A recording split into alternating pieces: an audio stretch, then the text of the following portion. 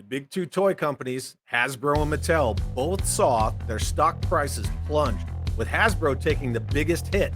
And each company is saying that they're looking at weak holiday toy sales. I wonder why. Let's get into it.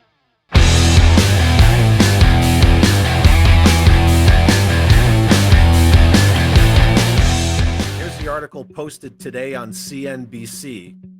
Hasbro Mattel shares plunge as toy makers forecast a lackluster holiday season. Toy makers Hasbro and Mattel lowered their sales outlooks for fourth quarter amid a tough retail environment. You're the big two toy manufacturers. Who's your competition? Hasbro stock closed down 12% on Thursday, while Mattel closed down 8%. So again, Hasbro took the biggest hit of the two. The article goes on to state, shares of Hasbro and Mattel sank on Thursday as both toy makers suggested sales will slow in the fourth quarter. Hasbro stock closed down 12%, while Mattel closed down 8%. The companies faced challenges entering their critical fourth quarter, they said as they separately reported third quarter earnings. Consumers are cutting back on spending while inflation pressures their budgets as the holiday season approaches. I agree that that's fair, but I think there's also some underlying things going on with some of this as well. Toys and games, products both Hasbro and Mattel are known for, could be on the chopping block this season as consumers watch their spending. Hasbro, which houses iconic brands like Play-Doh and Monopoly, not Marvel Legends and G.I. Joe, cut its guidance for the full year. It projected a 13 to 15% revenue decline, a worse decrease than its previous forecast 3 to 6% drop in revenue. A softer toy outlook drove the guidance, the company said in its earnings release Thursday. Softer toy outlook, that's a corporate speak for we price kids out of toys and collectors can only buy so many freaking repaints. We have a cautious outlook on the holidays, CEO Chris Cox said during Hasbro's earnings call Thursday. We do not have a real solid view on where the market will go. Hasbro's revenue fell 10% for the quarter compared to the year-ago period, largely driven by decreases in its consumer and entertainment segments. Hasbro doesn't have a lot going on with entertainment and media, not really. And they rely on things like Disney, Marvel, Lucasfilm, all in that wheelhouse to make the media that drives the toy sales and vice versa, which hasn't been doing very good. There's no media for G.I. Joe, Transformers, not so great, right? Conversely, Mattel on Wednesday posted a revenue increase of 9%, largely driven by a boost in Barbie sales in conjunction with the blockbuster film. Toys, media, together. Hasbro's consumer segment sales, which includes popular toy brands like Nerf, My Little Pony, and Transformers, fell 18%. The company said the decline was due to exited licenses and softer category trends. Softer category trends. I wonder what that's corporate speak for. Hasbro's entertainment segment revenue also lagged. It fell a whopping 42%. Largely due to the writers and actors strike, the company said. Not movies and TV shows that bomb. Couldn't be those, right? Because those are still coming out right now. That's bullshit. Hasbro said earlier this year that it will sell its film and TV business E1, home of Peppa Pig, to Lionsgate for $500 million. Well, maybe Lionsgate will actually do something with it because Hasbro didn't do squat with it. They could have done a new G.I. Joe animated series like Resolute, but no. So Hasbro posts a 26% loss.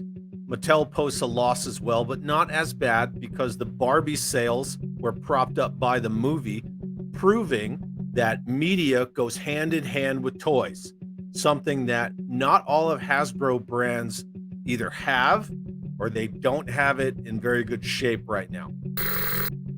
So while Hasbro and Mattel are posting losses, Hasbro more so because at least Mattel had Barbie to help prop them up, Ollie's Bargain Outlet, the discount store chain that is full of nothing but Hasbro toys, Marvel Legends, Star Wars, Black Series. Now they're getting all the G.I. Joe classified stuff to include the fan channel toys like Sergeant Slaughter, the Viper 3-pack, and the Fortnite Snake Eyes. Ollie's posted a 61% gain.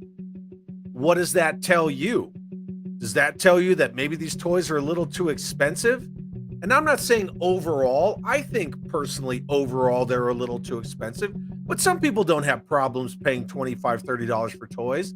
But that's collectors, not the general public.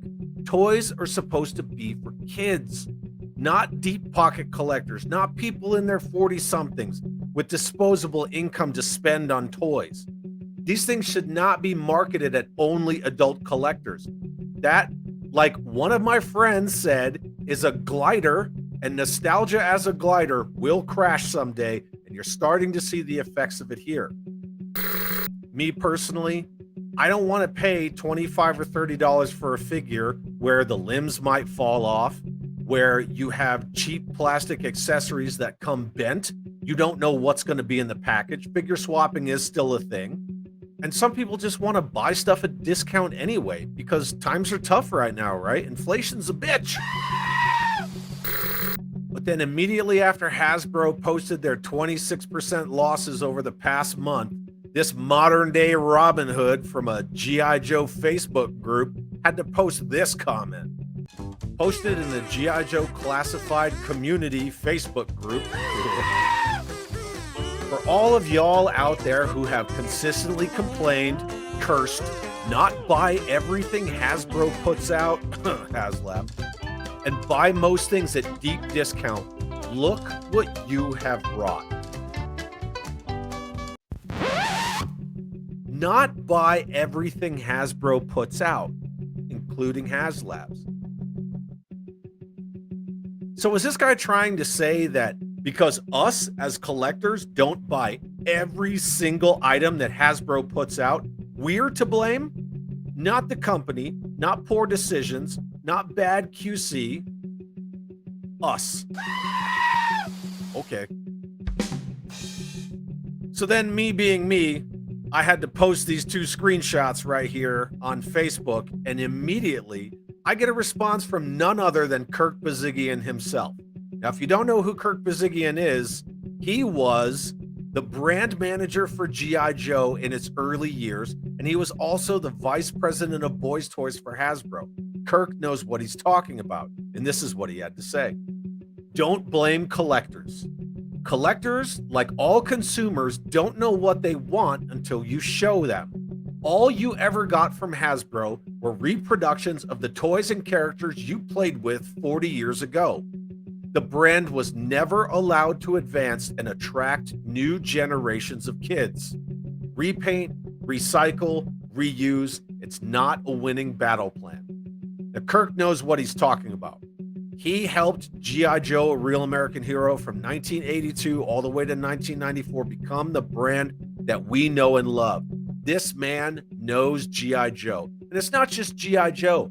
He knows boys action toys, and he knows Hasbro as a company. I can't agree with what he said more. Repaint, reuse, it's not a good plan. You're seeing that it's not working.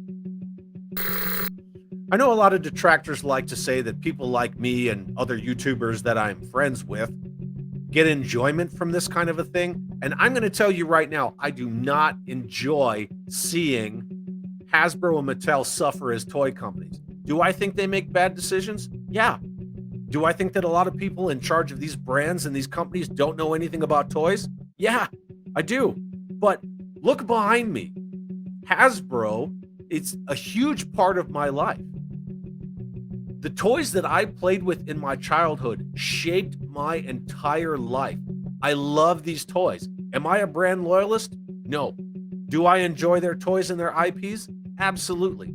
Do I want to see them fail? No. But I want to see them do things smarter, not harder. And that's the difference. This kind of Hasbro mentality where you have to buy everything that this company puts out just because it has the Hasbro stamp on it, that's the wrong way to look at things. There is nothing wrong with constructive criticism. It helps companies get better. Just like competition helps these companies get better. You need healthy competition from one another, from smaller independent companies that are kind of showing you better ways to do things.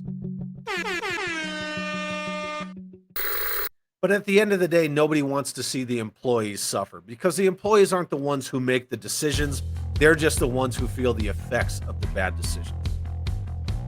Anyway, what do you think about all this? Leave a comment below. Let's talk some Joe. Have an awesome day. It sucks for everybody. It's fun. It sucks. Companies, Hasbro and Mattel, both saw their stock price.